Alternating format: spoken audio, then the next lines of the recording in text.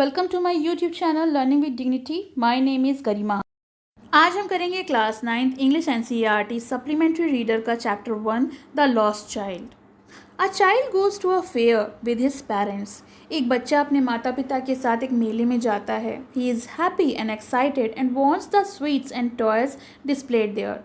और वो काफ़ी खुश है, उत्साहित है, और वहाँ जो मिठाई और खिलौने दिखाई पड़ रहे हैं वो उनको चाहता है। But his parents don't buy them for him. लेकिन उसके माता पिता उसके लिए वो सब नहीं खरीदते। फिर ऐसा क्या है जो कोई और ऑफ़र करता है और वो इन सब चीज़ों के लिए इनकार कर देता है। चैप्टर में देखते हैं। It was the festival of spring. ये जो त्यौहार था ये फेस्टिवल स्प्रिंग वसंत ऋतु का था, क्योंकि विंटर सीजन जाने को था और विंटरी शेड्स रह गई थी, हल्की हल्की ठंड रह गई थी। तो जो गलियां थीं, पतली गलियां, उनमें से लोग आनंदपूर्वक लोग बाहर आ रहे थे। Some walked and some rode on horse. कुछ पैदल जा रहे थे, कुछ घोड़े पे सवार होके जा रहे थे, और कुछ जो थे वो बुलॉक कार्ट यानी बैलगाड़ियों में बैठ के जा रहे थे। One little boy ran between his father's leg brimming over with life and laughter. Brimming मतलब होता है भरा हुआ, और वो खुशी से और जीवन से भरा हुआ एक छोटा सा बच्चा अपने पिताजी के पैरों के बीच से दौड़ रहा था, खेल रहा था उनके साथ। कम कम चाइल्ड कॉल्ड हिज पेरेंट्स। तो उसके माता पिता कहते हैं आओ बेटा इधर आओ। And as he lagged behind fascinated by the toys in the shops that line the way. Line से दुकानों में काफ़ी सारे खिलौने रखे थे जो उसे आकर्षित कर रहे थे, और वो काफ़ी फैसिनेटेड हो रहा था और वो उन्हें पीछा छोड़ता हुआ, लैग्ड मीन्स होता है पीछे रह जाना, तो वो पीछे छोड़ता हुआ आगे बढ़ रहा था, लेकिन उसका मन वहीं पर टिका हुआ था। He hurried towards his parent, और वो अपने माता पिता की ओर तेजी से चला जा रहा था। His feet obedient to their call, क्योंकि उसके पैर जो थे उनकी आज्ञा मानने के लिए बेबस थे। His eyes still lingering on the receding toys, उसकी आंखें अभी भी टिकी हुई थीं। लिंगरिंग मतलब कोई भी चीज़ एक जगह एक टक देखती है तो उसे कहते हैं lingering. Lingering on the receding toys, जो पीछे चले जा रहे थे खिलौने, उन पर टिकी हुई थी। As he came to where they had stopped to wait for him, और फिर वो वहाँ पहुँचा जहाँ उसके माता पिता इंतज़ार कर रहे थे। He could not suppress the desire of his heart, और वो अपने मन की इच्छा को नहीं दबा सका। Even though he well knew the old cold stare of refusal in their eyes, जबकि वो जानता था कि उनकी आंखों में साफ इनकार झलक रहा है, फिर भी उसने जिद करी। I want that toy, कि मुझे वो खिलौना चाहिए। His father looked him red-eyed, उनकी पिताजी ने अपनी लाल गुस्से वाली आंखों से उसकी तरफ देखा। His mother, melted by the free spirit of the day, was tender and giving him her finger to hold. उसकी माता को उसके दया आ गई, उसकी मम्मी को उसके ऊपर काफ़ी दया आ गई, और उसने बड़े प्यार से अपनी उंगली दी कि बेटा इसे पकड़ लो, और कहा look child what is before you, देखो पीछे क्या है। It was the flowering mustard field, pale like melting yellow as it swept across miles and miles of even land. और सब उसने पीछे मुड़कर देखा तो जो खेत थे, सरसों के खेत, उसमें फूल खिले हुए थे पीले रंग के। पेल येलो होता है, वो सुनहरे पीले रंग के फूल खिले हुए थे और काफ़ी लंबे मीलों तक फैले हुए थे। A group of dragonflies were bustling about on their gaudy purple wings, और ड्रैगन फ्लाइज ग्रुप में वहाँ पे मंडरा रही थी। बस्टलिंग होता है कि वहाँ पर मंडराना, और उनके जो गॉडी काफ़ी भड़कीले रंग के पर्पल विंग्स थे, intercepting the flight of lone black bee और बटरफ्लाई, वो बाधा डाल रहे थे। जो काले रंग की मधुमक्खियाँ थीं और तितलियाँ थीं उनको रोक रहे थे, क्योंकि वो फ्लावर्स पे स्वीटनेस, जो नेक्टर होता है फूलों का रस, उसको ढूंढ रही थीं। The child followed them in the air with his gaze, और जो बच्चा था वो उनको हवा में उनका पीछा कर रहा था, लेकिन निगाहों से, दौड़ कर नहीं। गेज का मतलब होता है निगाहों से।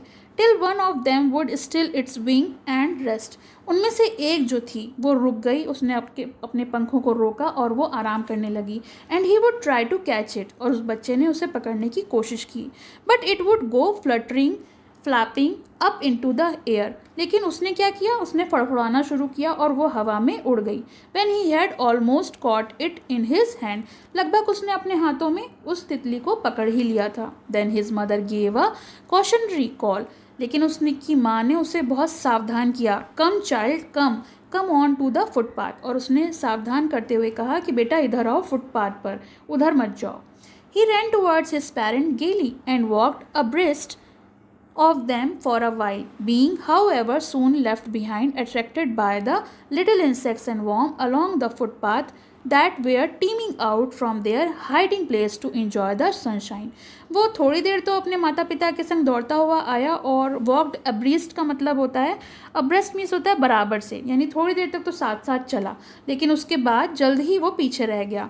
और उसको अट्रैक्ट किसने किया? छोटे छोटे जो कीड़े फुटपाथ पर थे, जो टीमिंग आउट बाहर की ओर निकल रहे थे अपनी छुपी हुई जगह से और सनशाइन धूप को एंजॉय कर रहे थे। Come child come, his parents called from the shade of a grove. और फिर उसके माता पिता ने उसको बुलाया और वो ग्रोव में, एक पेड़ों का झुंड होता है गोलाकार, या फिर आप उसे पार्क भी बोल सकते हो, वो वहाँ बैठ गए थे वेल के एजेस पे। वेल का एजेस यानी जो कुएं की मुडेर होती है, वहाँ पे बैठे थे। ही रेन टुवर्ड्स देम, और फिर वो बच्चा दौड़कर उनके पास आ गया। A shower of young flowers fell upon the child as he entered the grove. और जैसे ही वो बच्चा वहाँ पे प्रवेश किया ग्रोव में, तो उसके ऊपर काफ़ी सारे फूल बरसने लगे। एंड फॉरगेटिंग हिज पेरेंट, और फिर वो अपने माता पिता को भूल गया। He began to gather the raining petals in his hand, और जो पतझड़ हुई थी, जो फूलों की पत्तियाँ उसके ऊपर बारिश हुई थी, वो उनको इकट्ठा करने लगा। But low, he heard a cooing of dove and ran toward his parent, shouting, "The dove, the dove!"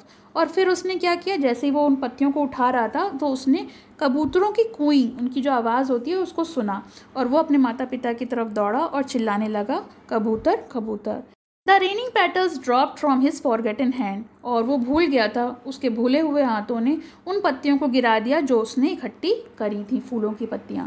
Come child come, they called to the child who had now gone running in wild caper round the banyan tree, and gathering him up they took the narrow winding footpath which led to fair through the mustard field. और फिर उनके माता पिता ने उसको बुलाया और वो दौड़ता हुआ आया और बरगद के इर्द गिर्द घूमने लगा। और फिर जो पतली पतली रास्ते होते हैं खेतों में, वो मस्टर्ड की जो फील्ड थे, सरसों के खेत, उससे वो फेयर की तरफ जाने लगे। As they near the village, और जैसे ही वो गांव के पास पहुँचे, the child could see many other footpath full of throngs, और जैसे ही वो बच्चा फुटपाथ पर पहुंचा, उसने बहुत सारे लोग देखे। थ्रॉन्ग्स होता है भीड़ का होना, भीड़ या मेले को थ्रॉन्ग बोलते हैं। Converging to the whirlpool of the fair, और वो कहाँ पहुंच रहा था? वो भीड़ मेले में पहुंच रही थी। एंड फेल्ट एट वंस रेपल्ड, और एक बार तो वो मतलब पीछे हटा, इतना घबरा गया कि वो पीछे हटा, कंफ्यूज हो गया। लेकिन fascinated by the confusion of the world he was entering, और जहाँ वो प्रवेश कर रहा था उस जगह पर वो काफ़ी मोहित हो गया, क्योंकि उसको भीड़ के साथ साथ कुछ और भी चीज़ें दिखाई पड़ रही थीं। A sweetmeat seller, sweetmeat होती है मिठाई, मिठाई बेचने वाला। हॉग्ड, हॉग्ड होता है जो आवाज़ें लगा लगा कर मिठाई बेचता है, जैसे gulab jamun, rasgulla, barfi, jalebi. At the corner of the entrance, जो प्रवेश द्वार था उसके कॉर्नर पे मिठाई बेचने वाला मिठाई बेच रहा था। A crowd pressed round his counter at the foot of an architecture of many colored sweet decorated with leaves of silver and gold, और उसकी दुकान पर काफ़ी भीड़ थी, क्योंकि उसकी दुकान पर कलरफुल स्वीट्स, रंग बिरंगी मिठाइयाँ रखी थी, जिसको डेकोरेट किया गया था सिल्वर और गोल्ड लीव्स से, सिल्वर कॉयल से या फिर गोल्डन कॉयल से। The child started open-eyed and his mouth watered for the burfi that was his favorite sweet. उसकी जो फेवरेट स्वीट थी, पसंदीदा मिठाई, वो थी बर्फ़ी, और उसको देखकर उसकी मुंह में पानी आ गया। I want that burfi, he slowly murmured. और उसने धीरे से फुसफुसाया कि मुझे बर्फ़ी चाहिए।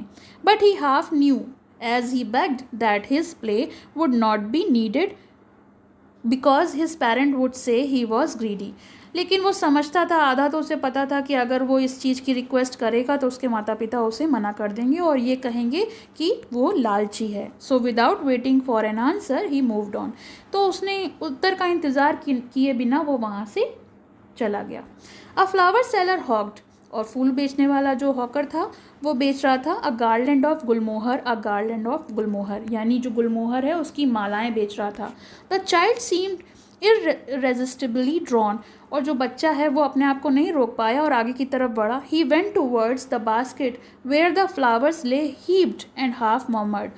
वो आगे की तरफ बढ़ा जिसमें बास्केट में बहुत सारे फूल थे, ढेर लगा हुआ था फूलों का, और फिर वो धीमे से बुदबुदाया, I want that garland, मुझे वो माला चाहिए। But he well knew his parents would refuse to buy him. उसे अच्छे से पता था कि उसके माता पिता उसे खरीदने से मना कर देंगे, because they would say that they were cheap.